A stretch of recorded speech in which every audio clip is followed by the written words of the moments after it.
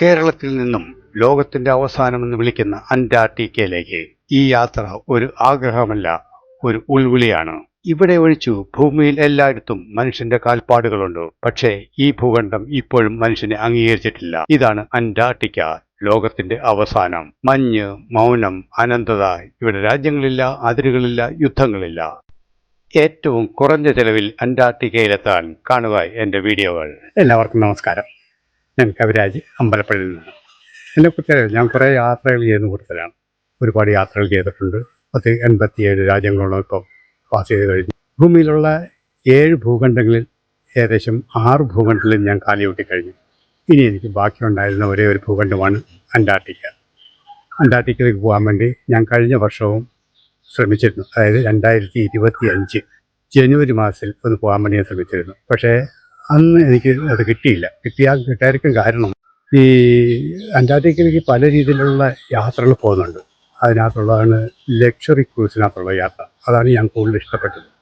Luxury cruise ആകുമ്പോഴത്തേക്ക് കൂടുതലായിട്ടുള്ള ബുദ്ധിമുട്ടുകളൊന്നും ഉണ്ടാകത്തില്ല. അത് മാത്രമല്ല, ഏതെങ്കിലും ഒരു ഗ്രൂപ്പിൻ്റെ അടിസ്ഥാനത്തിൽ പോവുകയാണെങ്കിൽ ആ ഗ്രൂപ്പിൻ്റെ കൂടെ തന്നെ നമ്മൾ പോവുകയും വേണം. അവരുടെ ഐറ്റിനറി അനുസരിച്ച് നമുക്ക് നിൽക്കുകയും വേണം. നമുക്ക് കൂടുതലായിട്ട് റെസ്പോൺസിബിലിറ്റി ഒന്നുമില്ല. അതായത് മറ്റ് ബുദ്ധിമുട്ടുകളൊന്നുമില്ല എന്ന് അർത്ഥം. അങ്ങനെ കഴിഞ്ഞ വർഷം ഞാൻ ശ്രമിച്ചു നോക്കി. പക്ഷേ ആ കഴിഞ്ഞ വർഷം മിക്കവാറും ഏജന്റുമാരാരും ഈ ലക്ഷറി ക്രൂസിലേക്കുള്ള ട്രിപ്പ് അറേഞ്ച് ചെയ്തിട്ടില്ലായിരുന്നു. അത് കാരണം ഞാൻ മാറ്റിവെച്ചു. അന്ന് എക്സ്പെഡിഷൻ ഉണ്ടായിരുന്നു. പക്ഷേ എക്സ്പെഡിഷൻ എനിക്ക് അത്ര താല്പര്യമൊന്നുമില്ലായിരുന്നു. പിന്നീട് അതിനോടനുബന്ധിച്ച് എൻ്റെ ഒരു പ്രധാനപ്പെട്ട കൂട്ടുകാരുണ്ടായിരുന്നു കൊച്ചിയിലുള്ള. അദ്ദേഹം ഒരു ടൂർ കമ്പനി നടത്തുന്ന, അദ്ദേഹത്തിന് കൂടെ ഞാൻ പല പ്രാവശ്യം പോയിട്ടുണ്ട്.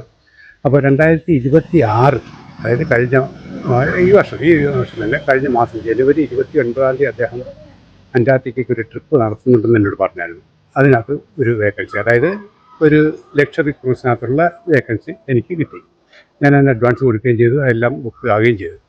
പക്ഷേ 2 മാസങ്ങൾക്ക് മുമ്പ്, അതായത് 2025 ഡിസംബർ മാസം 15 അദ്ദേഹം യാത്ര ചെയ്യുന്ന എല്ലാവരെയും കൂടെ വിളിച്ച് ഒരു മീറ്റിംഗ് നടത്തി. അദ്ദേഹത്തിൻ്റെ ഓഫീസിൽ തന്നെ മീറ്റിംഗ് അദ്ദേഹം പറയാൻ ഉദ്ദേശിച്ചത് ആ യാത്ര ക്യാൻസലായി എന്നാണ്.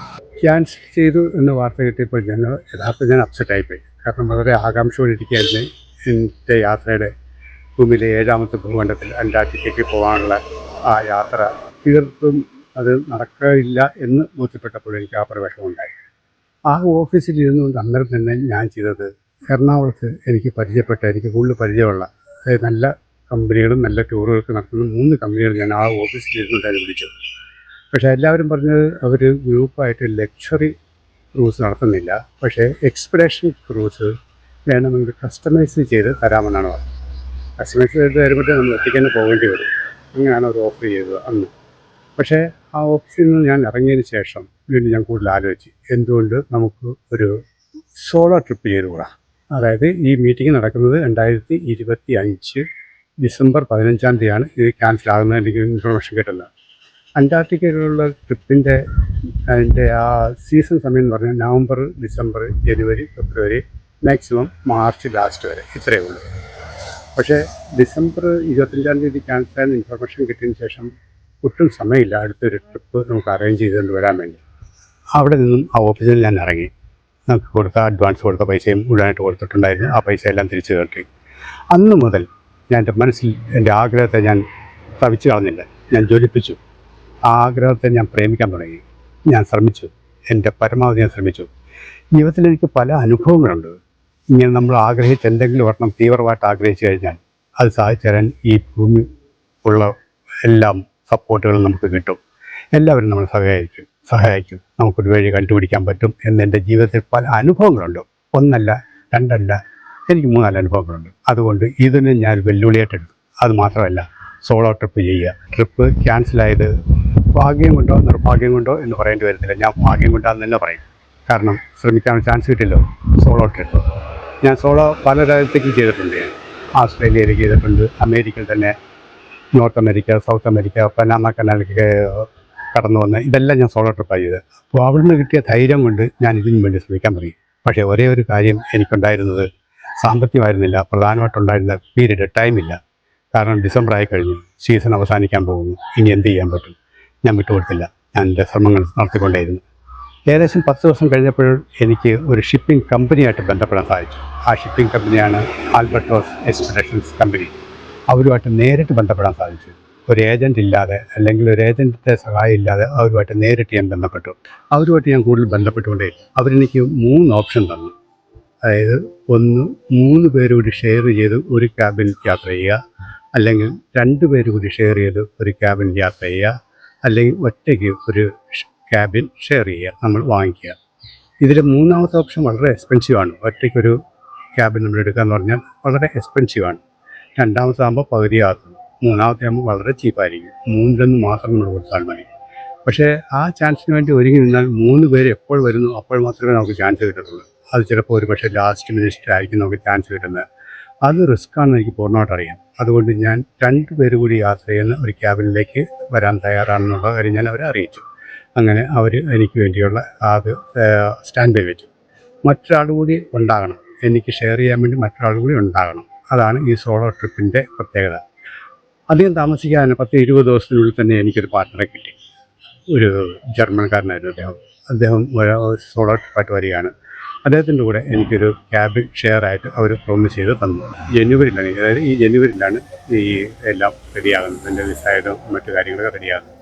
വിസയുടെ കാര്യം എന്ന് പറഞ്ഞാൽ അന്റാർട്ടിക്കയ്ക്ക് പോകുന്നെങ്കിൽ അന്റാർട്ടിക്ക ഒരു രാജ്യമായി മഞ്ഞുകളുടെ നാടാണ്. അവിടേക്ക് പോകണമെങ്കിൽ പ്രത്യേകിച്ച് വിസയുടെ ആവശ്യമൊന്നുമില്ല. പക്ഷേ നമുക്ക് ഏതെങ്കിലും ഒരു രാജ്യത്ത് ചെന്നിട്ട് അവിടെ നിന്ന് മാത്രമേ അന്റാർട്ടിക്കയ്ക്ക് പോകാൻ സാധിക്കുകയുള്ളൂ. ഏറ്റവും എളുപ്പമായിട്ടുള്ള വഴിയും സാധാരണ ആൾക്കാരെല്ലാം ഉപയോഗിച്ചുകൊണ്ടിരിക്കുന്ന വഴിയും അർജൻറ്റീനയിലെ ഉഷുവായിൽ ചെന്നിട്ട് അവിടെ നിന്നുള്ള യാത്രയാണ് മിക്കവാറും എല്ലാവരും ചെയ്യുന്നത്. ലോകത്തിൻ്റെ മറുഭാഗങ്ങളിൽ പല ഭാഗത്തുണ്ട്. 5 ഗേറ്റ് വേകളുണ്ട് അന്റാർട്ടിക്കയ്ക്ക് പോകാൻ വേണ്ടി. പക്ഷേ ഏറ്റവും പ്രസിദ്ധമായതും ഏറ്റവും സൗകര്യപ്രദമായ ഒരു സ്ഥലമാണ് ഉഷുവ. അവിടേക്ക് പോകണമെങ്കിൽ അർജൻറ്റീനയുടെ വിസ വേണം. എനിക്ക് US വിസ ഉണ്ട്. US വിസ ഉള്ളിടത്തോളം കാലം അർജൻറ്റീനയിൽ പ്രത്യേകിച്ച് ഇന്ത്യൻ നാഷണാലിറ്റിക്ക് പ്രത്യേക വിസയുടെ ആവശ്യമില്ല. നമുക്ക് ഓൺ അറൈവൽ വിസ കിട്ടും. അതുകൊണ്ട് അതും എളുപ്പമായി. പിന്നെ ബാക്കിയുള്ള കാര്യങ്ങളെല്ലാം ഞാൻ തന്നെ ശരിയാക്കി. എങ്ങനെ അക്കോമഡേഷൻ, പോകുമ്പോഴുള്ള ട്രാൻസിറ്റുള്ള അക്കോമഡേഷൻ, തിരിച്ചു വരുമ്പോഴുള്ള അക്കോമഡേഷൻ, നമ്മുടെ ഫ്ലൈറ്റ് ടിക്കറ്റ് എല്ലാം ഞാൻ തന്നെ ശരിയാക്കി. ഫ്ലൈറ്റ് എന്ന് പറഞ്ഞപ്പോഴത്തേക്ക് ഞാൻ 17-ാം തീയതി, ഈ മാസം 17-ാം തീയതി കൊച്ചിയിൽ നിന്നും ബോംബെയിലേക്ക് പോകും.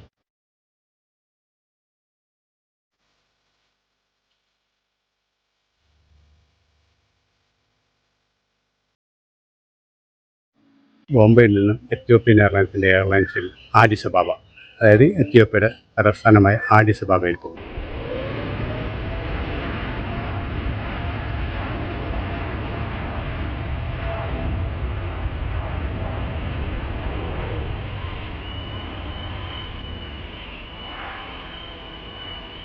അവിടെ നിന്നും ബ്രസീൽ പോകും.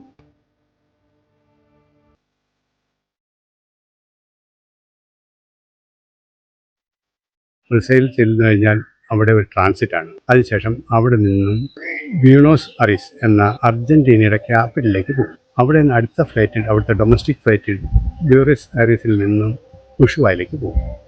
ഉഷുവായിൽ ചെന്ന് ഒരു ദിവസം ഞാൻ അവിടെ താമസിച്ചിട്ട് പിറ്റേ ദിവസമായിരിക്കും ഞാൻ ഉഷുവായിൽ നിന്ന് ഷിപ്പിലേക്ക് പ്രവേശിക്കുന്നത്. 20-ാം തീയതിയാണ് ഷിപ്പിലേക്ക് എനിക്ക് കയറേണ്ടത്.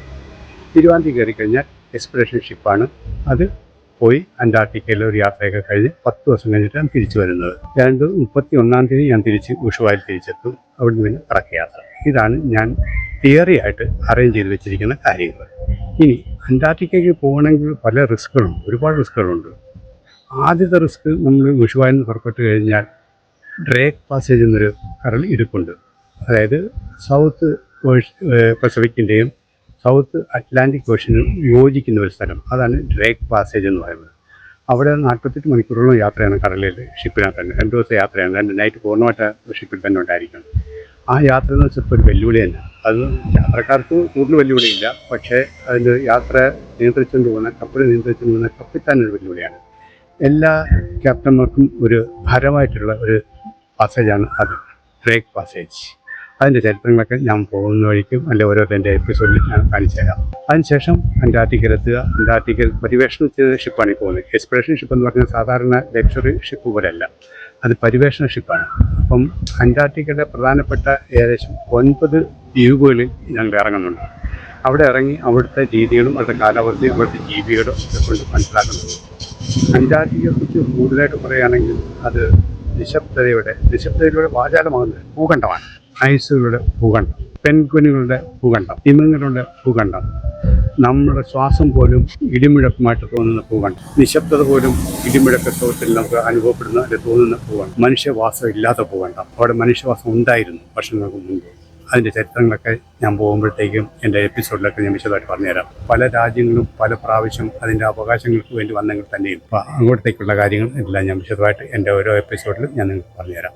ലോകത്തിൻ്റെ അവസാനം വരെ എത്തിച്ചേരാൻ കഴിവുള്ള, ലോകം വിശ്വസിക്കുന്ന ആൽബർട്ടോസ് എക്സ്പെഡിഷൻ എന്ന ഷിപ്പിലാണ് ഞാൻ യാത്ര ചെയ്യുന്നത്.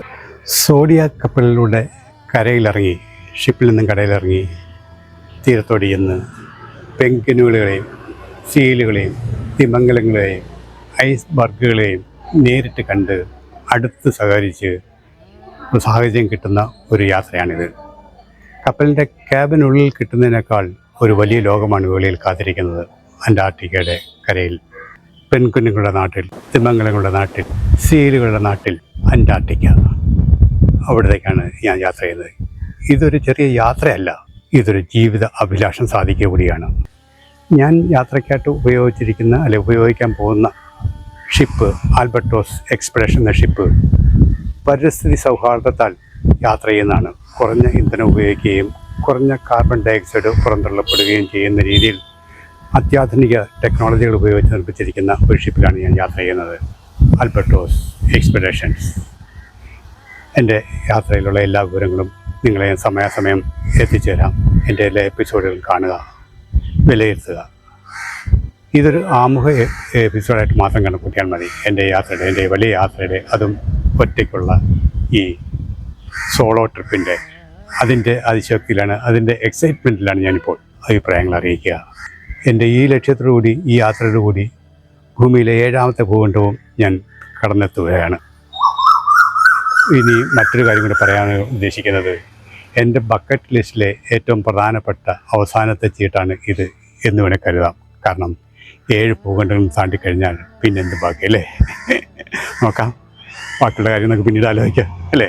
ഇപ്പോൾ തൽക്കാലം ഇതൊന്നും നടത്തിയിട്ട് വരട്ടെ. സോളോ ട്രിപ്പ് അന്റാർട്ടിക്കയിലേക്ക്, അതും കുറഞ്ഞ ചിലവിൽ. അതാണ് ഞാൻ നിങ്ങളിൽ മുമ്പിൽ അവതരിപ്പിക്കാൻ പോകുന്ന എൻ്റെ എപ്പിസോഡുകളിൽ കൂടി. ഞാൻ എല്ലാവർക്കും നല്ലത് വരട്ടെ, നന്മ വരട്ടെ.